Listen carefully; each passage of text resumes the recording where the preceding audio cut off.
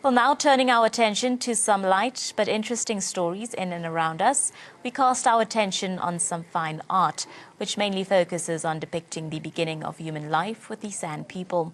John Moore started off studying graphic design and quickly shifted to fine art.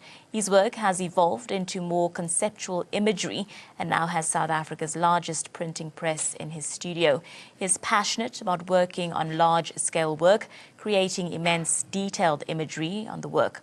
John's material is gleaned from experiencing life in all its forms, and to unpack and understand his journey and works, we have the artist in studio. Good morning to you, John. Thank you very much for joining us here on Afro Worldview. Good morning, and thank you for having me. It's our absolute pleasure. Looking at some of your pieces, it's absolutely stunning, and I mean, this is not even real life, you know, I'm seeing it. Right. A picture of your work.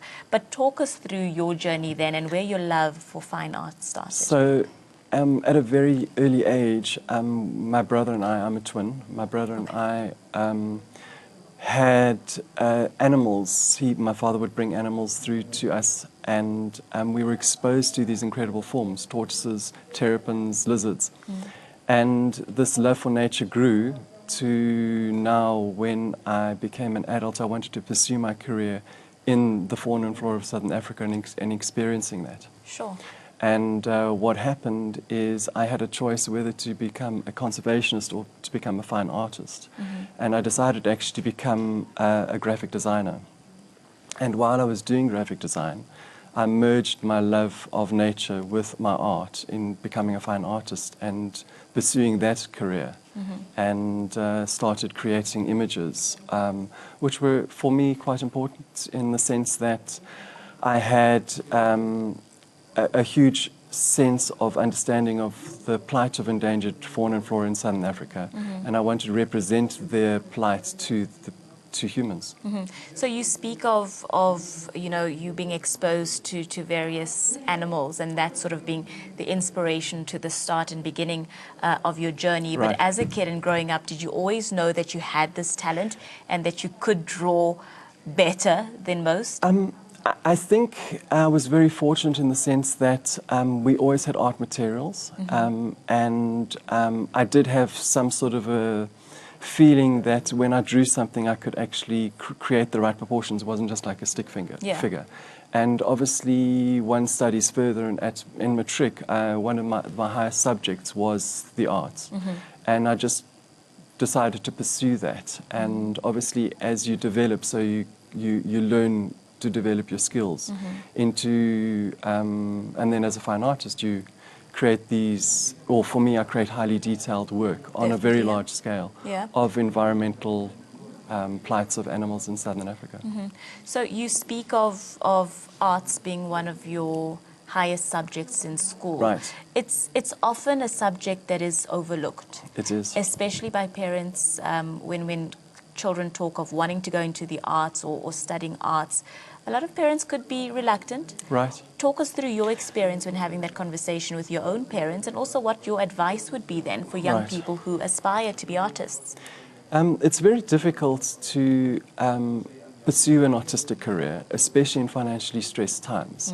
And I was very fortunate enough to have parents who were understanding of each child has a specific skill set. My twin is very much science and maths based, and he's a doctor.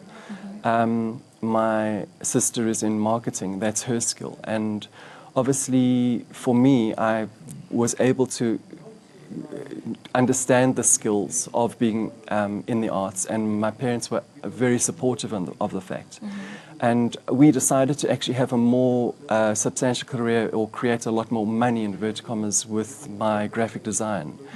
But simply because I had this passion for my wildlife, eventually it shifted. So we were going the more traditional route of graphic design and then changed into the fine arts.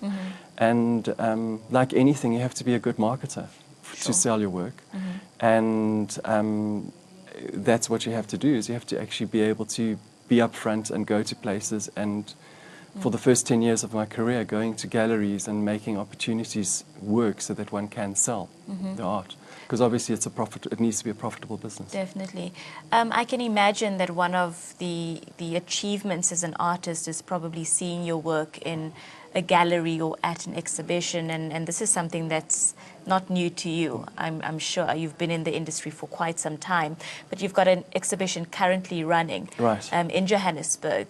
Tell us about it and what people can expect if they go and check it out. Well, before I answer that question, Sure. what is the great thing about being an artist is that you produce work for about a year to 18 months of a full body of work, and you have specific themes. And when you have an exhibition, it's an incredible process to actually see all the work I can imagine. in a space. Yeah. Because even in your studio, it doesn't happen. You create the work, you put the work away, knowing it's part of the portfolio, and then you put other work up to complete the portfolio. Yes. So when you have an exhibition, it's an incredible experience to walk in and actually know that everything in the space is yours, and it all makes sense, and it's all of one specific theme. What does that feel like as an artist when you walk in and you see it all together collectively there for the first time? It's a really great feeling. Yeah. I assume it's like a rock star walking onto a stage where you have this audience appraising you, and it's wonderful to see the response, and I've been very fortunate to have really good response with my work. I think it's because of the environmental themes, and I also think it's because I'm not a traditional artist. I have quite surreal ideas and images in my work, and people resonate and respond to that. I have a exhibition at this moment in time at Afropolitan and Victoria Yards, and it's a really beautiful show of very, very colourful works. So it's very vibrant and quite edgy, and for me, I'm always trying to push the boundaries.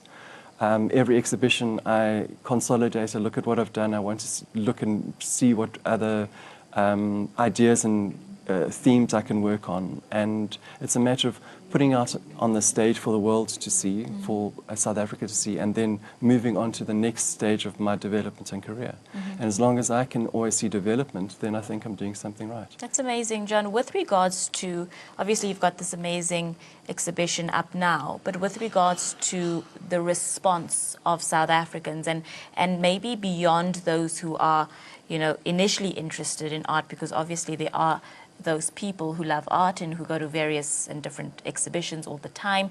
But how are we doing with regards to encouraging a broader South Africa to come and support, you know, artists and their art and their exhibitions? It is a difficult thing to look at, where people feel that often when you have to go to an exhibition, you need a ticket, or you need to be educated in order to enter the premises. And it's something that one has to work on. I certainly try and teach in my studio. I teach children art, and so that's one way for me to break up the theme. So they see my work on the walls, and they're able to interact and make their own artwork at the same time. Beautiful. It is important, and I think it's necessary that artists are able to bridge that gap, so that you can see an artist practicing, and people can see that it's actually okay to step into the space, that you don't need a degree or anything to go and look at the art. And it's something that's slowly changing. Certainly there are less people that feel that they aren't worthy of stepping into an art gallery, and that they actually can go and appreciate and love all the work. We have an incredible artists in this country. Definitely. And they're world standing. And it is important that we need to breach that aspect of the public thinking that they're not worthy of going into the galleries. And I think we're doing a very good job, especially in Johannesburg, where we have the different precincts that are opening up. Got some amazing things happening in Johannesburg and in Gauteng alone, not even talking about the rest of the country. But I mean, I myself I've never been to an art gallery. I've never been to see an exhibition. I think I probably haven't been exposed enough to that world. I'm really excited about seeing more of it now after talking to you. But how does it then work? Do you just show up at the gallery? Is there specific times? Do you have to purchase tickets? Not at all. So at any gallery in Johannesburg, South Africa, they are mostly open from Monday to Sunday. They take, Tuesday to Sunday. They take Mondays off. But it's just a matter of looking in the newspapers, because galleries are exposing their shows all the time. Through newspapers, through interviews, through magazines. So it's readily available. And it's just a matter of going to galleries, walking in, seeing what the show is about, and obviously about once a month the show changes. Okay. So they're constantly getting new artists in, or one artist to fill up the whole gallery, depending on the gallery. Okay. And once you understand how the gallery works, which is every month there's a new show, and obviously all the work is for sale, because it's a commercial venture. They have a list of people that mails go out, and that specific show a week before the time will be in magazines and newspapers for you to go in and look. And you don't need anything. You can literally rock up at the time.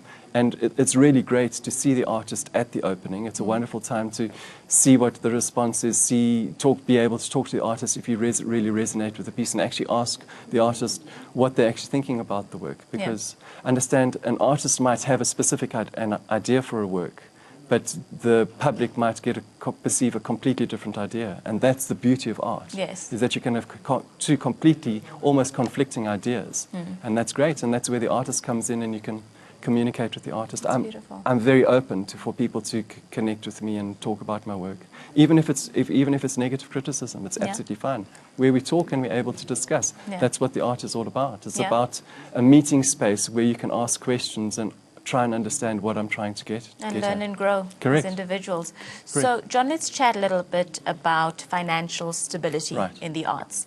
How you make your income. Is that purely based on purchasing of your works, or how does that work? So, like any business, there are expenses and there are sales, and one needs to obviously be profitable in that. I am a full-time artist. I used to teach, but now I am a full-time artist, and one has to obviously engage and make it a profitable venture. Yeah.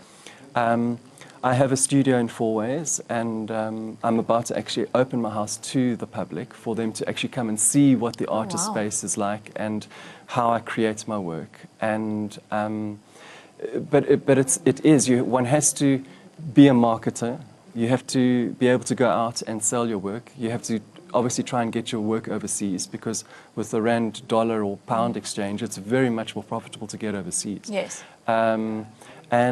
But there are many springboards in Southern Africa, galleries that are able to take on artists if they feel that the work is sellable, and start selling and then get the work overseas. But it does take a long time. Amazing. So, John, you know, your journey's been beautiful. You have amazing work, clearly. You've been in the industry for some time now, and you also, what I love is that you've opened up your talent to others, and you are teaching and you are educating, and I love that.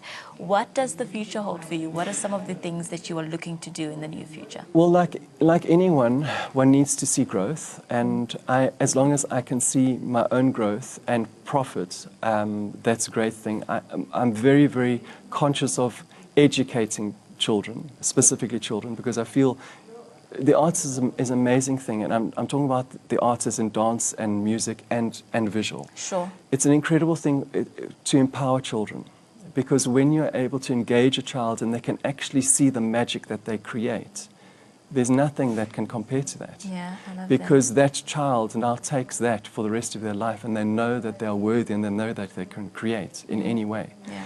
And that's why I teach, is to empower children to do that. And for me personally, it's a matter of having more exhibitions. I mean, I have many shows before the end of the year.